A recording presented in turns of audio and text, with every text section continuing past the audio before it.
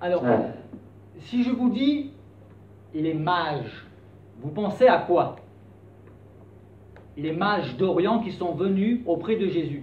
Ça vous fait penser à quoi? Aux rois mages.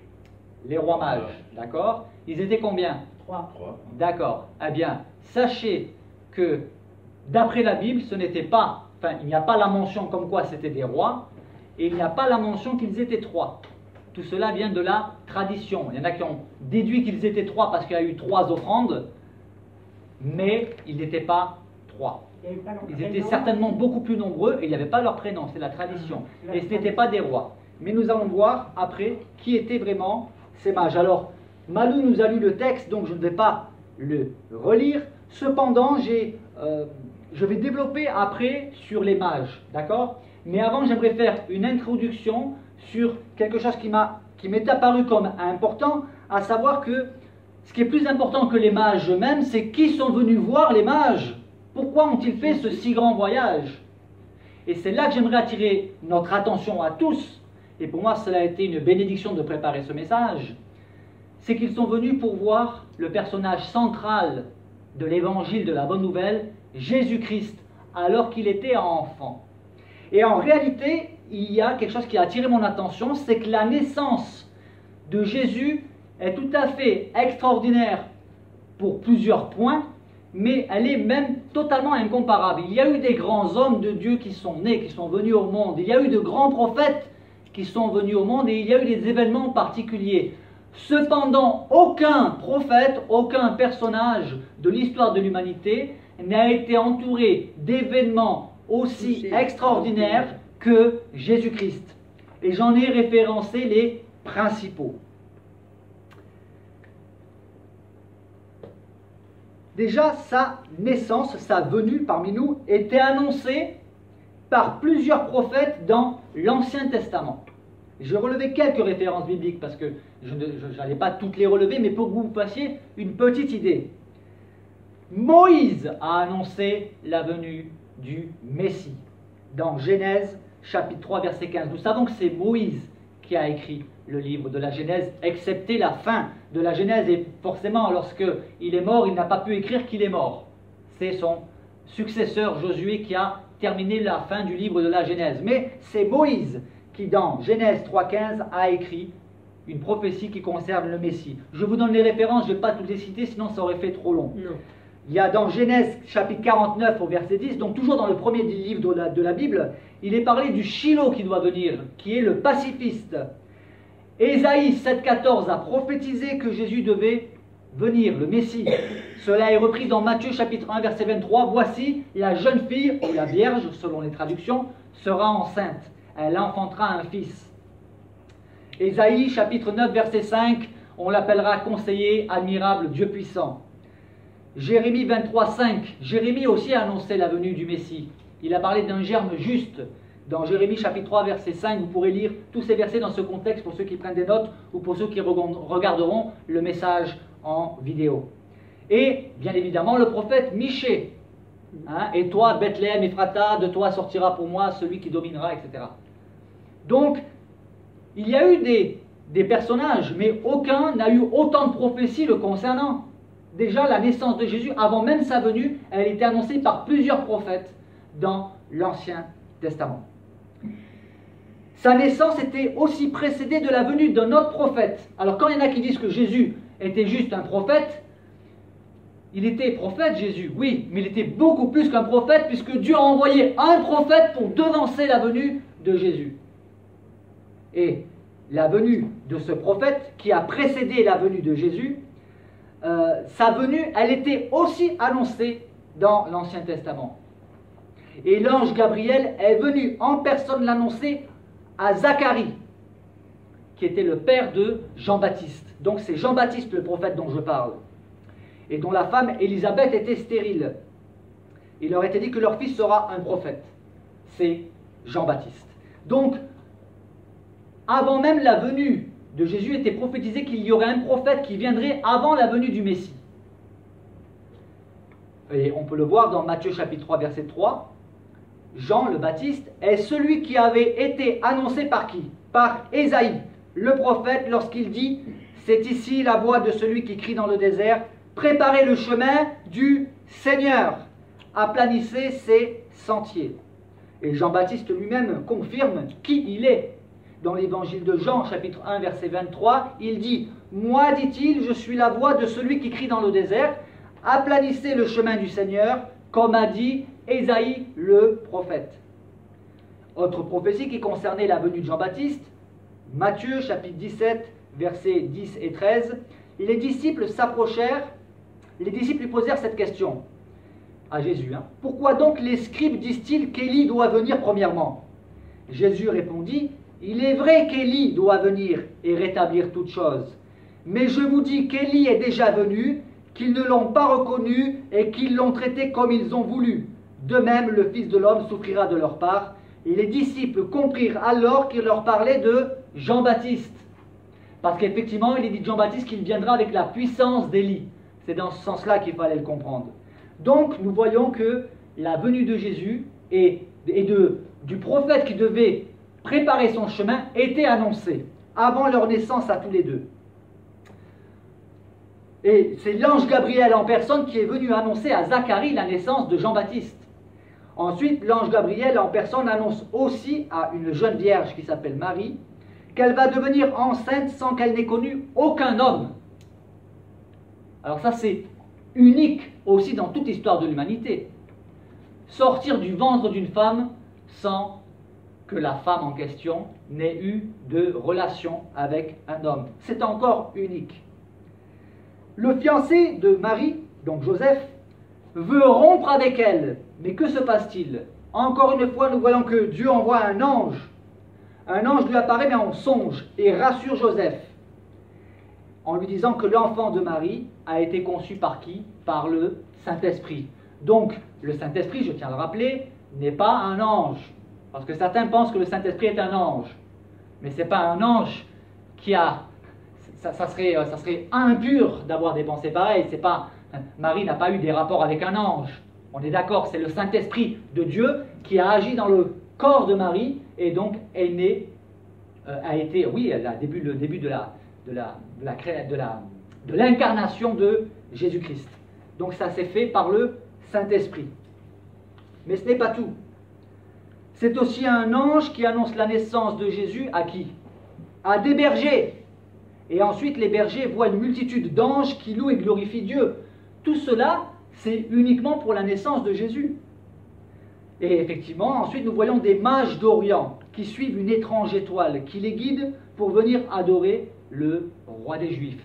Je vais développer ce point un peu plus loin. Jésus, alors qu'il est encore enfant, il reçoit des présents honorifiques et de grande valeur de la part des mages.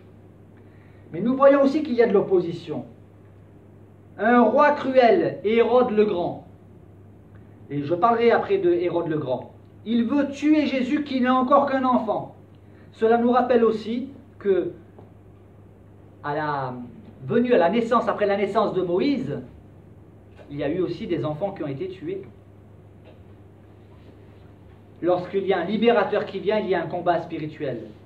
Mais là encore, nous voyons que, donc, vu que Hérode veut tuer cet enfant, eh bien, les mages sont avertis comment? Par un songe qui vient de Dieu. Ils sont avertis qu'il ne faut pas qu'ils informent Hérode de l'endroit où se trouve l'enfant. Ensuite, un ange apparaît en songe à Joseph pour l'avertir de fuir, car Hérode veut tuer Jésus. Ensuite, Hérode fait tuer des enfants de 0 à 2 ans. Et après la mort d'Hérode, un ange, encore une fois, apparaît en songe à Joseph pour l'informer qu'il peut retourner en Israël, car ceux qui en voulaient à la mort de Jésus sont morts. Et nous voyons aussi que Siméon avait été averti par le Saint-Esprit qu'il ne mourrait point avant d'avoir vu le Messie. Et enfin, une femme du nom de Anne, une dame très âgée pour l'époque, elle avait 84 ans, elle annonçait Jésus partout autour d'elle. Tout cela, tous ces événements, et c'est un échantillon, mais ce sont les principaux, sont en rapport avec la venue du Messie dans le monde. Il n'y a aucun autre personnage, aucun autre prophète pour qui Dieu a déployé autant de puissance, autant de faits extraordinaires que pour Jésus-Christ, le Fils de Dieu. Parlons à présent un peu des mages. Alors les mages, C'était qui? C'était des savants. Il faut savoir que derrière l'appellation de mage, il y a beaucoup de, si je puis dire, de spécialisation. Il y avait différents médecins, des savants, des astrologues, des littéraires, des philosophes, et ils avaient la même appellation, ils appelaient mages. Et en fonction de leur spécialité, alors il y avait des attributs complémentaires qui étaient associés à leur nom. Dans le Nouveau Testament, le mot qui est traduit par mage, c'est le même mot qui est traduit par magicien.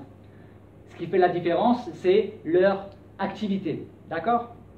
Mais les mages dont il est question ici, ces mages qui sont venus d'Orient, il faut savoir qu'il y avait plusieurs niveaux, catégories de mages. Et eux, ils étaient de la plus haute catégorie. Ils étaient spécialisés dans certainement plusieurs domaines.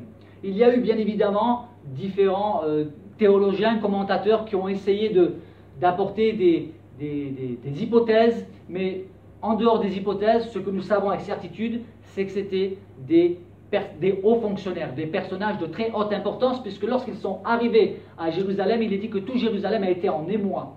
Et Hérode le Grand, ce roi cruel, en a été effrayé. C'est dire l'importance de ces mages.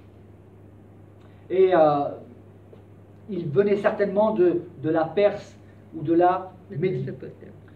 Ce qui est aussi intéressant, c'est qu'ils ont vu, ils ont vu une étoile très particulière.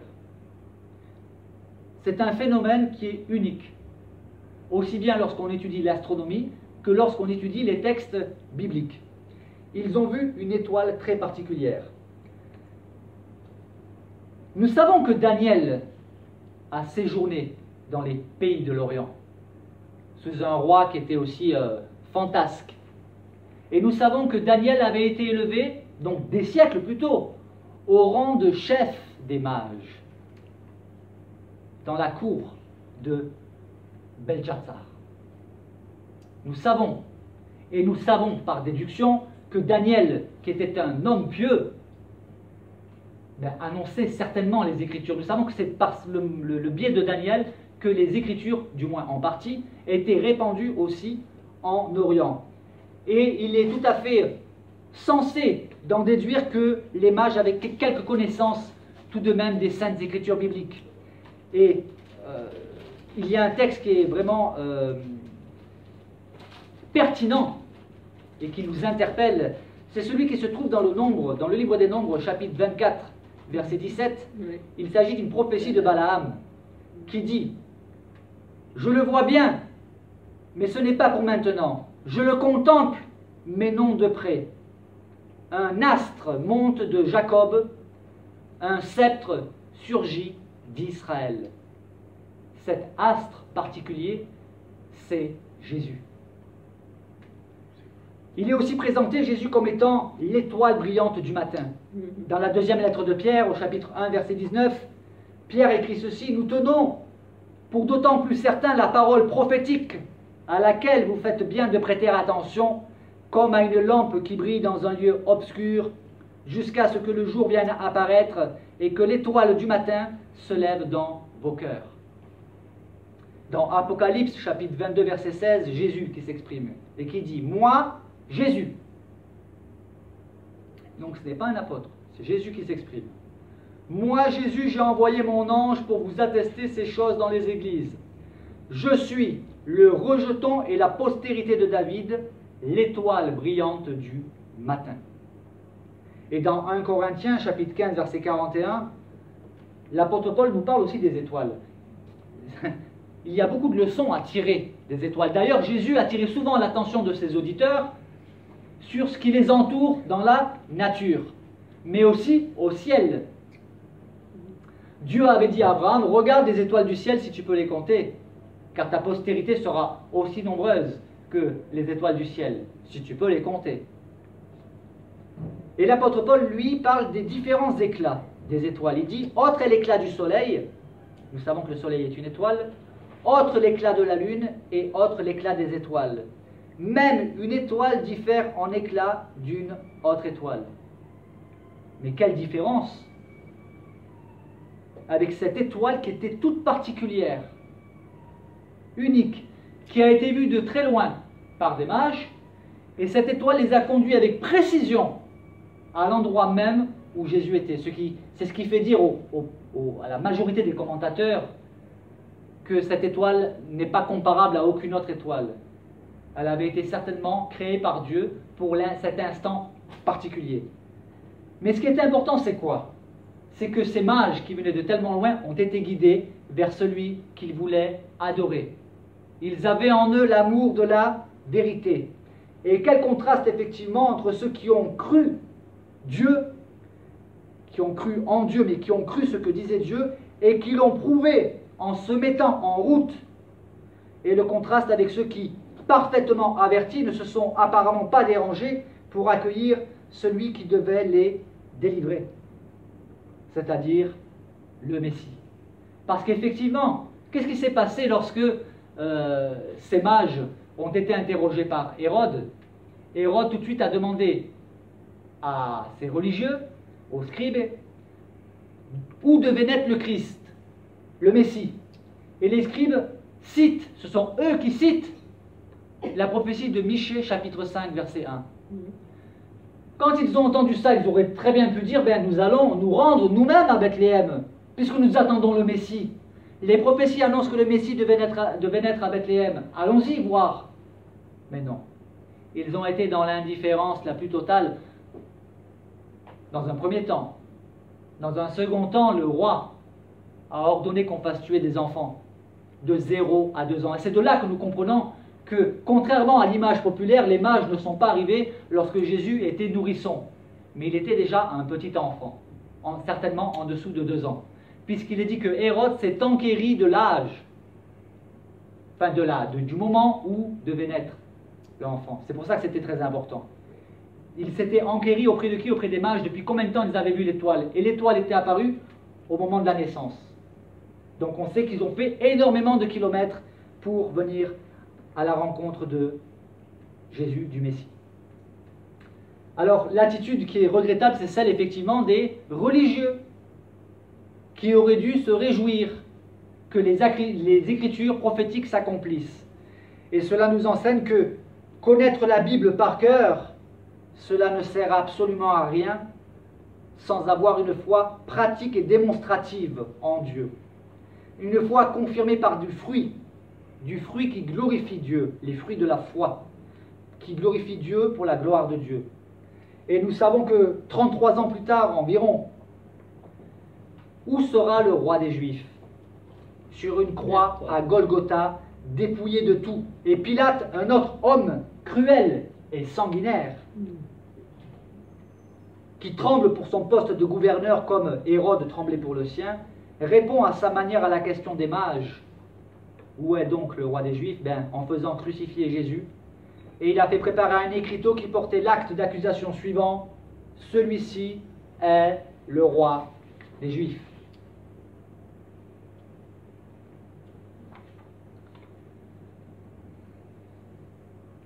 Quelques mots sur Hérode le Grand.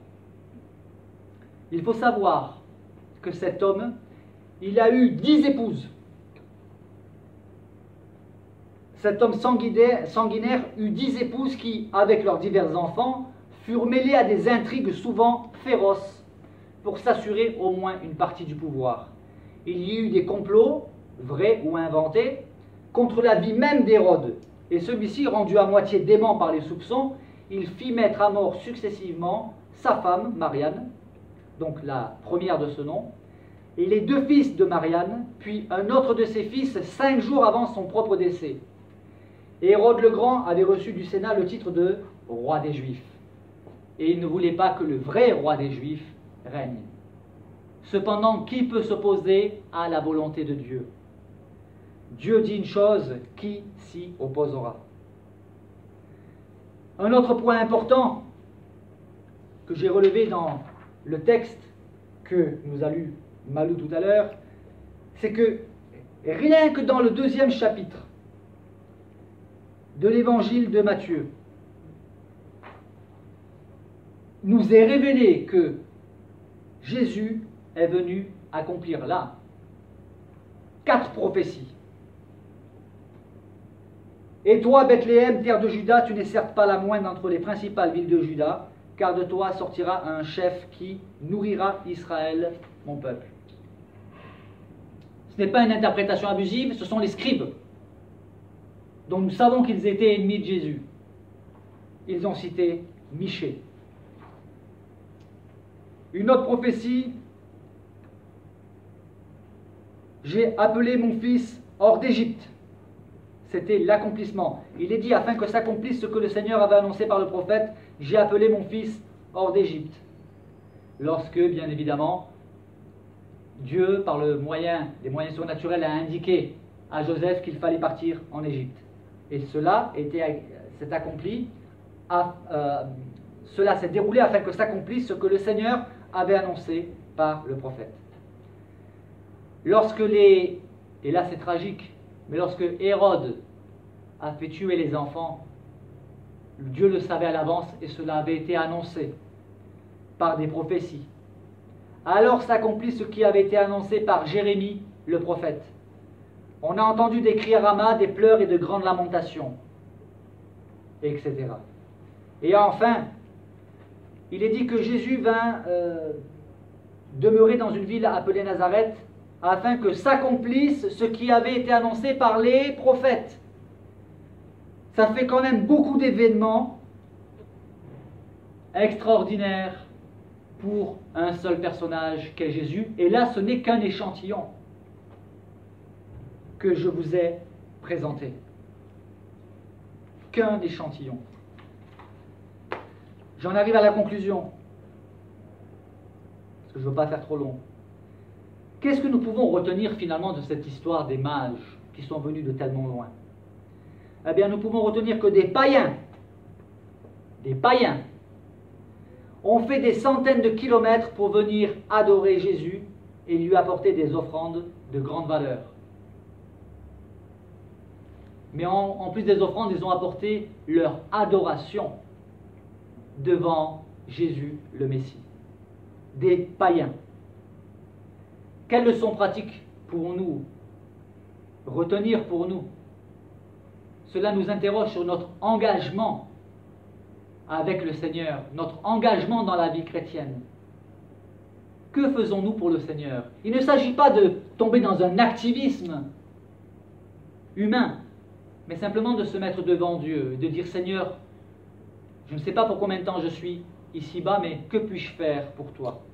Si des païens ont pu faire tellement de kilomètres pour venir adorer le Messie, nous pouvons nous aussi nous engager davantage avec le Seigneur. Nous pouvons aussi retenir que les religieux juifs, dans leur grande majorité, n'ont pas reconnu Jésus comme leur Messie, malgré que les Saintes Écritures l'avaient annoncé. Et cela nous interroge, nous, aujourd'hui, parce qu'il est important, lorsque nous méditons un texte, d'en tirer des conclusions à nous appliquer à nous-mêmes.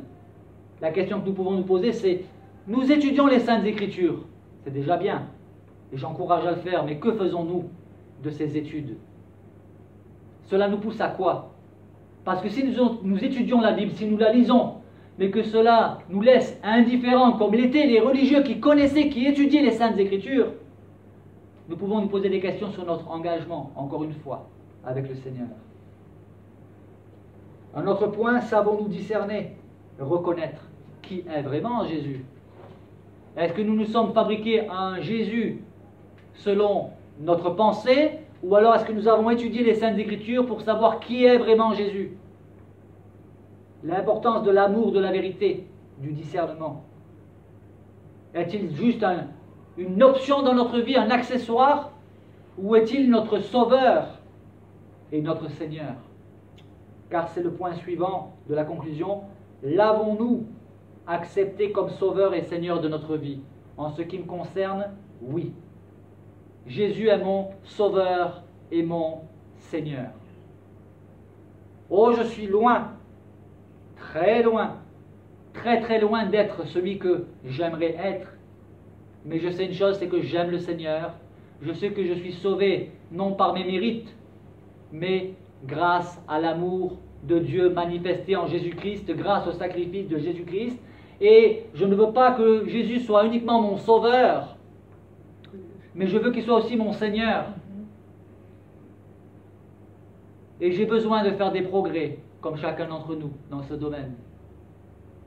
Si quelqu'un vous dit, moi je suis un chrétien accompli, je n'ai plus besoin de progresser, attention. Achtung, danger. Un disciple, c'est quelqu'un qui apprend et qui étudie toute sa vie. Mais au fur et à mesure que nous grandissons dans la foi, nous pouvons devenir ce qu'on appelle des pères et des mères spirituels, c'est-à-dire à même de conseiller les autres, de les soutenir, de prier pour eux. Voilà. Je n'en dirai pas plus, bien qu'il y aurait certainement encore beaucoup à dire, mais retenons l'essentiel. Qui est Jésus pour nous? Voulons-nous l'adorer, comme l'ont fait les mages d'Orient, qui, pourtant, auraient pu s'enorgueillir de leur grand savoir. Mais non, ils étaient humbles.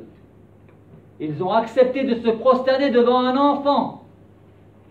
Des hommes d'une telle stature intellectuelle et spirituelle. Quelle humilité. Gloire à Dieu.